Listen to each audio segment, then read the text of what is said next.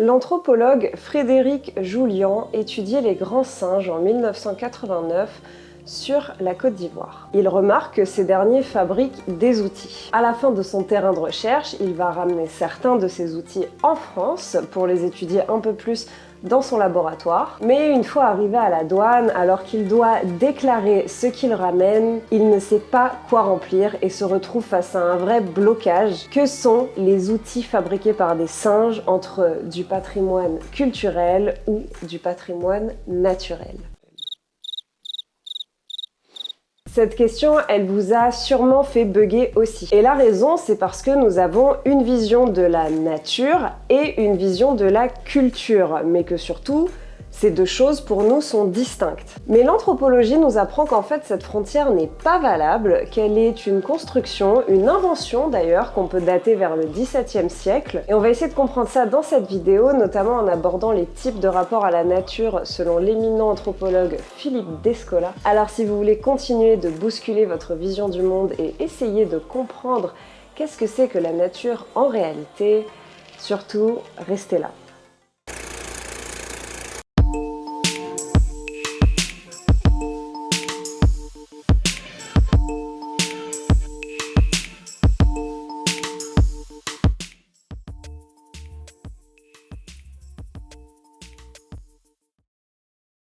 Comme on vient de le dire dans l'introduction, la nature, c'est un concept qui permet de distinguer les humains d'un côté, producteurs de culture et de civilisation, et les non-humains, donc les plantes, les animaux, les roches, la terre, l'eau et tous les autres organismes qui vivraient à l'inverse des humains, à l'état inverse, donc naturel. Pour autant, quand je vous dis nature, vous vous imaginez quelque chose de très précis, comme des animaux sauvages ou des espaces inhabités. Et il est clair que dans notre esprit, ce mot fait du sens et réfère à quelque chose. La nature, pour nous, c'est pas un concept, c'est une réalité très concrète. Mais prenons par exemple la définition du dictionnaire de nature. La nature, c'est d'être ce qui n'a pas été modifié par l'homme. Et pourtant, les humains sont présents dans la nature. Nous vivons dans la nature, nous ne vivons pas séparés d'elle. Et même pour parler d'un des milieux qu'on imagine les plus sauvages du monde, à savoir la forêt d'Amazonie, eh bien, elle est loin d'être une forêt vierge. On y pratique l'horticulture sur brûlis et la domestication des plantes depuis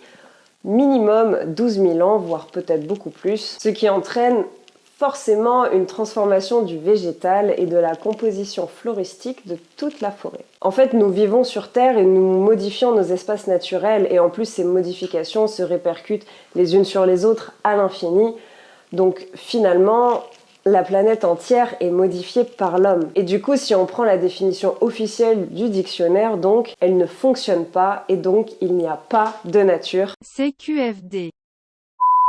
Ce que j'essaie de vous dire par là, ce n'est pas qu'il n'y a pas vraiment de nature concrètement, bien évidemment, mais j'essaye de vous illustrer que la nature, c'est un concept. D'ailleurs, c'est plus précisément un concept qui a été inventé par les Occidentaux pour, comme je vous l'ai dit dans l'intro, distancer les humains vis-à-vis du monde dans lequel ils vivent. Et ça permet de faire de ce monde-là un objet à explorer, à étudier ou encore à exploiter. Les savants du XVIIe, XVIIIe ont inventé la nature. On retrouve les origines de cette pensée de séparation des mondes chez les penseurs de l'Antiquité grecque, mais la vision de la nature que nous avons, nous, à l'heure actuelle, elle date d'entre le XVIIe et le XVIIIe siècle. Et le chemin pour se défaire de cette position, pour nous, il est immense, voire même irréalisable. Et grâce à l'étude de la pensée des autres sociétés, donc grâce à l'anthropologie en fait, on commence à comprendre que quand on parle de nature, on ne parle que d'une vision. Et dès le 19e siècle, avec l'étude des religions totémiques des Indiens d'Amérique du Nord et des aborigènes d'Australie, on réalise que d'autres formes de relations aux non-humains peuvent exister. Plus tard, au XXe, l'anthropologue Claude Lévi-Strauss dénonce même l'illusion qui plane autour du concept de nature,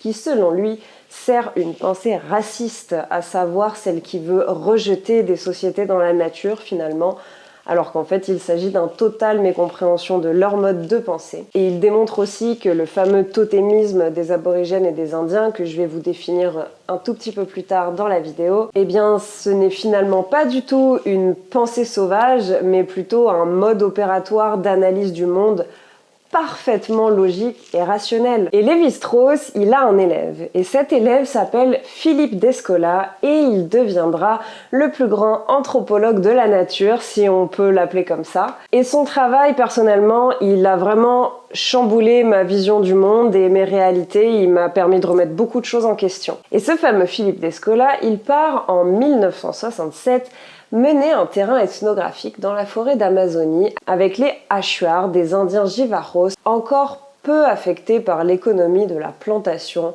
le capitalisme marchand et les formes d'exploitation de la forêt. Le rapport des Indiens d'Amérique du Sud à la forêt est fascinant. D'une part, les Achuar n'ont pas de religion, pas de temple et parfois même pas de village. Pour autant, ils sont suradaptés à leur environnement. Petit à petit, Lévi-Strauss comprend que les Indiens ne voient pas la nature comme séparée de la société. L'environnement fait partie du groupe. Et les Achuar n'ont même pas de terme pour désigner la nature finalement. Mais en fait, dans les langues chinoises et japonaises, il n'y en a pas non plus. Et en fait, c'est assez loin d'être un fait exceptionnel. Chez les Indiens de l'ère subarctique du Canada, non plus, on ne trouve pas de mots pour parler de la nature. En Sibérie non plus, et dans de nombreuses cultures d'Asie du Sud-Est non plus. En fait, dans ces pensées-là, on n'envisage pas les humains et les non-humains comme séparés. De là sort l'œuvre mythique, célèbre de Philippe Descola, Par-delà nature et culture, où il nomme 4 types de rapports entre les humains et les non-humains. Ces 4 types d'identification, ça va être l'intériorité, donc l'âme, la physicalité, le corps, et la ressemblance ou la différence avec l'autre. C'est sans doute encore un peu flou là, comme je vous le dis, mais par exemple, si on dit que les intériorités se ressemblent, ça veut dire que dans cette conception du monde, les humains et les non-humains ont le même esprit, la même âme, la même valeur de vie en fait. Et maintenant, on va définir ensemble ces 4 types de rapports au monde qui existent et comprendre un peu plus que notre vision de la nature n'en est finalement qu'une parmi les autres. La pensée animiste, c'est la pensée des Achuar par exemple. Là, les intériorités se ressemblent, mais les physicalités diffèrent. On considère donc qu'on a le même esprit que les non-humains, mais qu'on n'est pas fait du même corps, de la même matière. C'est une vision du monde qui est assez opposée à la nôtre et qui existe surtout en Amazonie, en Amérique subarctique, en Asie du Sud-Est et en Mélanésie principalement. Dans cette vision du monde-là, la culture, ce n'est pas le propre de l'être humain. Pour la pensée totémiste, les intériorités et les physicalités se ressemblent, ce sont la même chose. Les humains et les non-humains sont faits de la même manière, ont le même esprit, partagent des attributs identiques, que ce soit dans leur personnalité, comme dans leur physique. Ça, c'est la vision qu'on retrouve en Australie et en Amérique du Nord. Selon les naturalistes, les intériorités, donc les âmes, les esprits, sont différentes, mais les physicalités se ressemblent. Ça, si vous l'avez pas encore compris, c'est la pensée occidentale, typiquement. Nous sommes, selon cette pensée, le seul être qui existe réellement en tant que sujet face au reste des existants. Pour autant, nous sommes faits de manière naturelle, avec des éléments naturels, nous sommes faits de sang et d'os comme les animaux. Enfin, l'analogisme, où vous l'aurez deviné, les intériorités et les physicalités sont différentes. C'est ainsi qu'on voit le monde en Inde brahamique ou en Afrique de l'Ouest, dans la Chine ancienne, le Mexique précolombien ou encore dans l'Occident, l'Europe du Moyen-Âge. Par exemple, au Mali, les Bambara distinguent le Maa, donc la personne, et le Maayoi, donc les personnes dans la personne.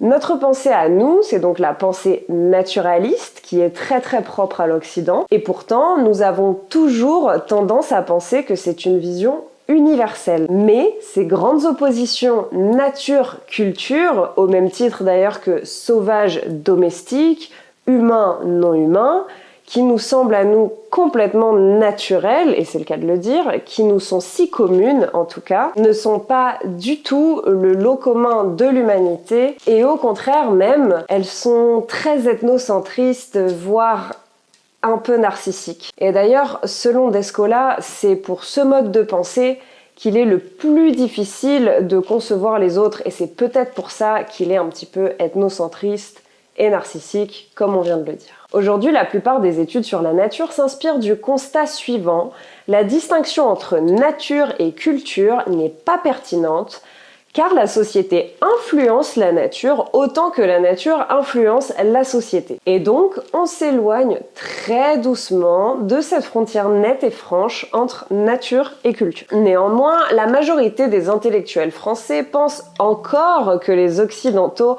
sont les seuls, grâce à la science, à mobiliser la nature telle qu'elle est, les sciences restant pour eux la référence à l'ordonnancement de toutes les cultures du monde. Nous tenons encore la science comme universelle et donc hors culture, alors que la science est très culturelle. D'ailleurs, tellement que dans les laboratoires scientifiques japonais, donc non occidentaux, la nature est considérée comme instable, multiple. Les Occidentaux construisent par distinction, parce qu'ils sont naturalistes, tandis que les Japonais établissent des connexions multiples parce qu'ils sont beaucoup plus proches de l'animisme. Pour autant, nous considérons les scientifiques japonais comme au moins nos égaux en termes de savoir, de connaissances, de méthodes, de richesse scientifique. Et c'est-à-dire qu'aux yeux du monde, les thèses des scientifiques japonais sont validées, sont tout autant valables que celles d'un Américain, et beaucoup plus que celle d'un Indien Achuar. Et pour autant, les Japonais, donc, ne conçoivent pas du tout la nature de façon naturaliste. La nature, pour eux, fait partie intégrante de la culture, elle n'est pas du tout opposée à elle. Et d'ailleurs, la youtubeuse Passé Sauvage a fait une excellente vidéo sur le rapport des Japonais à l'environnement, à la nature, où elle parle du concept de nature aussi, et je vais vous la mettre dans la barre d'infos, dans le petit i. Et ces dernières années, grâce au progressif effondrement de la frontière entre nature et culture, on recommence donc à travailler sur les intelligences fascinantes des animaux, parce que la distinction nature-culture nous en empêchait quelque part, en nous faisant penser que nous étions intelligents, alors que les animaux vivaient sur leurs instincts et donc sans culture. Et en fait, ces travaux récents sur les animaux démontrent bien que chez ces derniers, on retrouve de très vastes diversités de pratiques culturelles, de relations, etc., etc. Après, l'extension de la notion de culture aux animaux soulève la question de leurs droits, et cela provoque des débats très animés. Et c'est sûrement pour ça qu'on n'en parle pas encore beaucoup, et c'est sur cette ouverture qu'on va conclure la vidéo. L'environnement a d'abord été envisagé par les anthropologues comme une contrainte à laquelle les hommes devaient s'adapter. Mais le pouvoir suprême de l'anthropologie est de remettre en compte la validité et l'universalité de notre vision du monde. Et grâce à l'anthropologie, on peut se défaire un peu de notre narcissisme, de notre égocentrisme. On peut comprendre que notre vision du monde n'est pas une vérité absolue. L'ethnologie comparée, comme celle de Philippe Descola dont on a parlé, montre que le dualisme entre nature et culture ne peut plus être considéré comme une réalité universelle, qu'elle est bien une vision du monde comme une autre, voire même une vision du monde contre d'autres. Parce que l'effort pour déconstruire et repenser le rapport humain-non humain est colossal et ébranle toute une vision hyper basique. C'est des trucs qu'on n'aurait jamais remis en question. Mais c'est aussi ça le rôle de la philosophie, de l'histoire des sciences et de l'anthropologie, de reconsidérer à égalité la validité des connaissances produites dans différentes cultures et de démontrer que, en fait, rien n'est une réalité absolue.